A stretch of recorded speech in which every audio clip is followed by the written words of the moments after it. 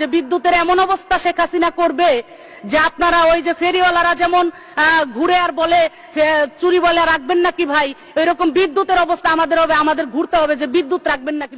বিদ্যুৎ নিয়ে সংসদে এমন বক্তব্য দিয়ে ভাইরাল হয়েছিলেন মানিকগঞ্জ 2 আসনের সাবেক সংসদ সদস্য মমতাজ বেগম। আমার নেত্রী শেখ হাসিনা তুলনা যার না। ক্ষমতাচ্যুত প্রধানমন্ত্রী শেখ হাসিনাকে নিয়ে জাতীয় সংসদে গান গেয়ে বিভিন্ন সময় আলোচনা সমালোচনার জন্ম দেন তিনি। ছাত্র জনতার অভ্যুত্থানে ফ্যাসিস্ট হাসিনা তার পরিবারের লোকজন নিয়ে পালিয়ে গেলেও দেশে আটকে পড়েন তার দাবিদারি করা নেতাকর্মীরা। সেই দলে ছিলেন মমতাজ বেগমও।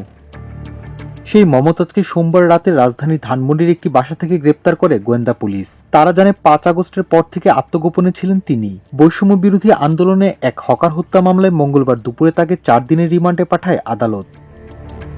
মামলার সূত্রে জানা গেছে, গত 19 জুলাই মিরপুরে বৈষম্য বিরোধী ছাত্র আন্দোলনে অংশ নেন মোহাম্মদ সাগর নামে এক হকার। সেদিন বিকাল 4টায় গুলিবিদ্ধ হয়ে মারা যান তিনি। এই ঘটনায় 27 নভেম্বর নিহতের মা মিরপুর মডেল থানায় মামলাটি করেন। দ্বাদশ জাতীয় সংসদ নির্বাচনে মানিকগঞ্জ 2 আসনে আওয়ামী লীগ মনোনীত প্রার্থী ছিলেন মমতাজ বেগম। টানা তৃতীয়বারের মতো নৌকার মাঝি হিসেবে টিকিট পান তিনি। তবে নিজ দলের স্বতন্ত্র প্রার্থী দেওয়ান জাহিদ আহমেদ টুলুর কাছে পরাজিত হন তিনি। সংসদ সদস্য নির্বাচিত না হলেও সিংগাইর উপজেলা আওয়ামী লীগের সভাপতির দায়িত্ব পালন করে আসছিলেন এই কণ্ঠশিল্পী। এর আগে 2009 সালে সংরক্ষিত নারী আসনের মধ্য দিয়ে সংসদে যাওয়ার সুযোগ পান মমতাজ বেগম। এরপর 2014 ও 2018 সালে নির্বাচনে জয়লাভ করে সংসদ সদস্য হিসেবে নির্বাচিত হন তিনি।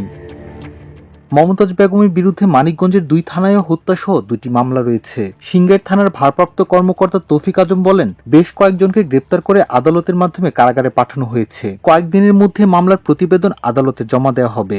এছাড়া বিরোধী দলের নেতাকর্মীদের উপর হামলার মামলাটি তদন্তাধীন রয়েছে বলে জানিয়েছেন হরিরামপুর থানার ভারপ্রাপ্ত কর্মকর্তা মোহাম্মদ মুমিন খান। মাল্টিমিডিয়া ডেস্ক, আমার দেশ।